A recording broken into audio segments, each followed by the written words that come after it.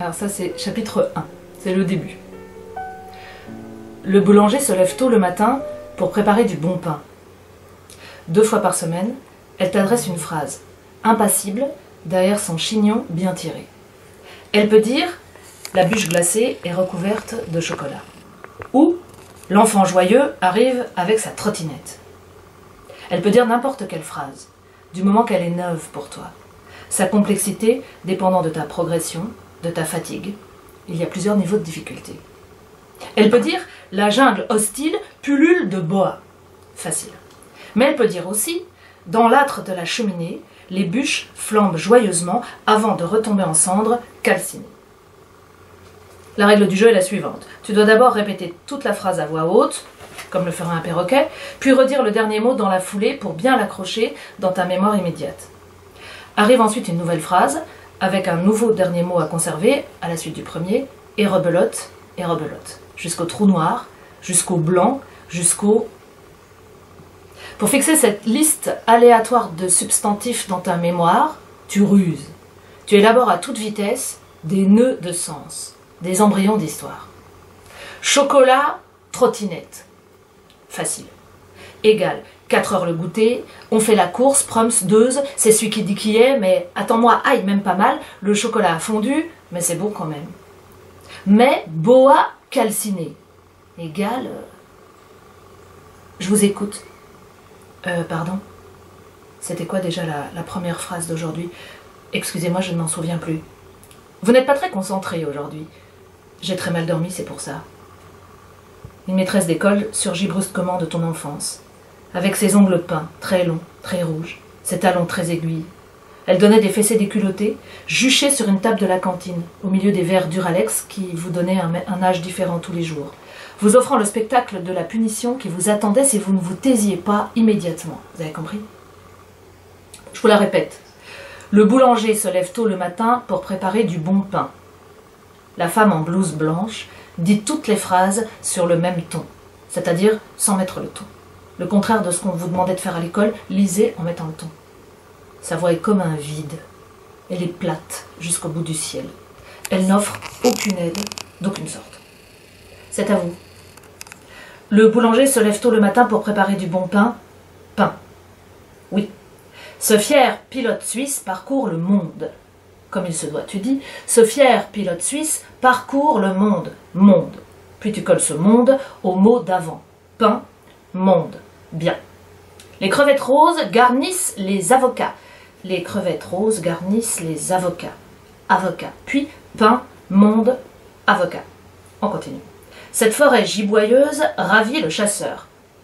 Donc ça fait pain, monde, avocat, chasseur. Et tu penses, entre parenthèses, en même temps que tu parles, le pain est la chose la plus importante au monde. Non, c'est l'avocat, dit le chasseur. Non.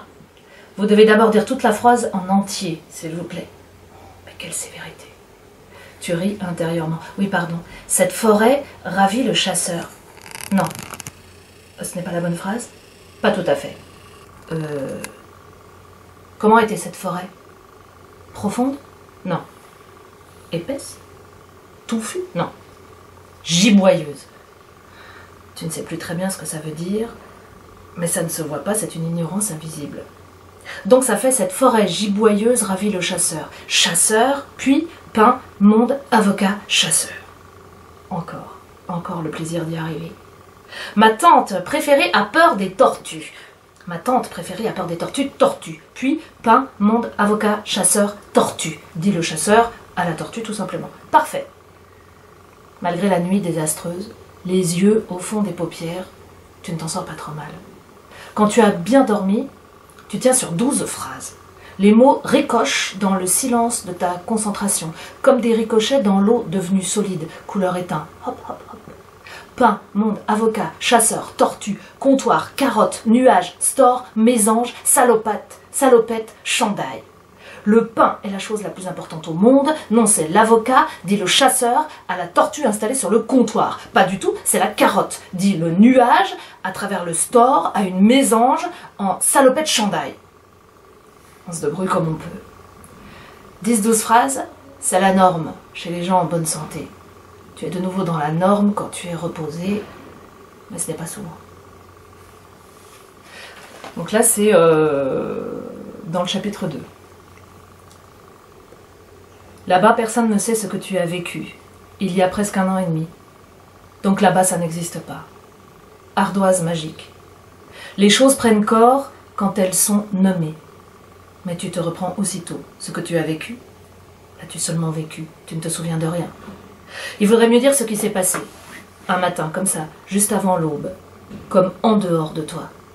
La rupture d'anévrisme, SOS médecin, l'ambulance, les urgences, les petits ressorts dans la tête, les embolisations, les vasospasmes, le sang dans le cerveau, le côté droit paralysé, la main inerte, vite vite au bloc, 4 fois de suite, vite vite au bloc.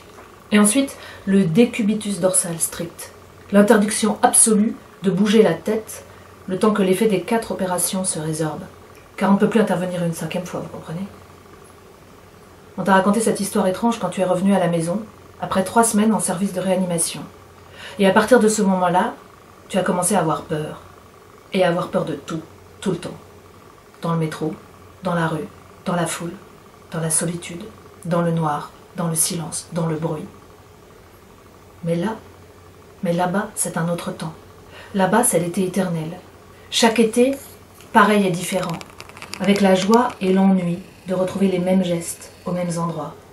La poignée de la porte du placard qui ferme mal, la crème solaire entamée l'année d'avant, la corde à linge au bout du jardin où flottent les draps dans le vent de l'été, dans le vent de chaque été. Sauf l'été dernier, tu étais trop faible, la route trop longue, le mas trop isolé, la Normandie plus adaptée. Donc finalement, là-bas, c'est comme avant. Là-bas, c'est une année comme une seconde, juste une poussière dans l'œil. On souffle dessus, on n'y pense plus. Ça te réjouit tout à coup. Quand tu y retourneras cet été, bientôt, tu ne diras rien à personne. Et tu verras bien si quelqu'un remarque, au fond de tes yeux, ta difficulté invisible à reconnaître les chiffres. Ce sera ton secret. Tu reprendras tes vieilles baskets posées exactement là où tu les avais laissées. Et tu iras voir Frida, comme toujours, comme avant. Car il n'y a pas d'été possible sans sa silhouette fantasque et aléatoire sous les arbres. Tu ne l'as jamais vue que là-bas et elle ne sait rien de ta vie d'ici. Elle sait vaguement quel est ton métier, mais peu importe. Au contraire, c'est justement ce que tu cherches. Calendrier, horaire, contraintes. Là-bas, tu oublies tout. Là-bas, tu écoutes Liger. Tu cherches des girolles. Tu plantes des tournesols. Tu te balades avec Frida et son chien galope devant. Tu ne sais pas grand-chose sur elle, toi non plus. Mais tu devines. Et c'est comme un jeu pour ton imagination. Tu plantes des suppositions, des hypothèses à partir d'un geste, d'une expression volée. C'est une divagation perpétuelle, un tableau sans cesse recommencé. Elle est paradoxale et constante, surprenante et immuable, précaire et solide. Tu sais qu'elle a eu des ânes dans sa vie, tu sais qu'elle a fait la route, tu sais qu'elle connaît la vertu des plantes. Mais tu ne sais pas si c'est une ex-junkie, comme Yuta, ou une ex-autonome alternative, comme Chris. Elle habite avec René, dans une cabane, au milieu des bois, depuis plus de 20 ans. Tu l'as toujours connue là, dans ce trou de verdure le long du ruisseau. Elle n'a pas d'âge, elle a tous les âges. La peau d'une vieille indienne, boucanée par le vent, l'élan d'une éternelle ado. Elle a un accent allemand à couper au couteau, un look 100% haillon, t-shirt hors d'âge bouffé par le chien, jupe en loques, sabots en plastique troué, sorcière totale. Mais elle a de la classe, une élégance naturelle, un port de reine, des yeux très bleus, illuminant sa peau tannée, un regard magnétique, l'aura d'une icône grunge. Et soudain, t'as très envie de la voir, tout de suite. Hop, c'est comme si elle t'avait jeté un sort à distance. Soudain, tu penses, mais pourquoi attendre l'été, finalement? Et tu penses encore, je suis disponible après tout.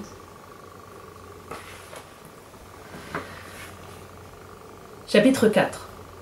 Le train est moins fatigant que la voiture, mais la voiture est plus pratique. Mais le train est beaucoup plus rapide, mais la voiture a un grand coffre.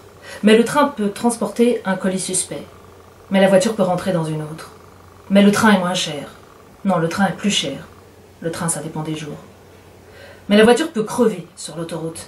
Mais le train oblige à pénétrer dans une gare où il y a foule. Mais la voiture est l'endroit idéal pour réfléchir. Mais le train est un long boyau rempli de microbes. Mais la voiture permet de chanter à tue-tête des vieux tubes dans la nostalgie de la jeunesse perdue. Mais le train propose des plateaux repas réchauffés au micro-ondes et des toilettes. Mais la voiture est une île, la voiture est une bulle, la voiture est une grotte. Mais le train possède un couloir où on peut se dégourdir les jambes. Mais la voiture risque de tomber dans un embouteillage. Mais le train file à toute berzingue dans le paysage. Mais la voiture laisse libre cours à l'improvisation. Mais le train peut dérailler à cause d'une éclisse de travers. Mais la voiture requiert une vigilance de chaque instant. Mais le train est 32 fois moins polluant que la voiture et 23 fois moins que l'avion. Le train est la solution pour demain. Mais la voiture offre la possibilité de découvrir des endroits formidables. L'air de la Bouble, l'air de la Briganderie, l'air du Gîte au Loup et l'air du Grand Maulne.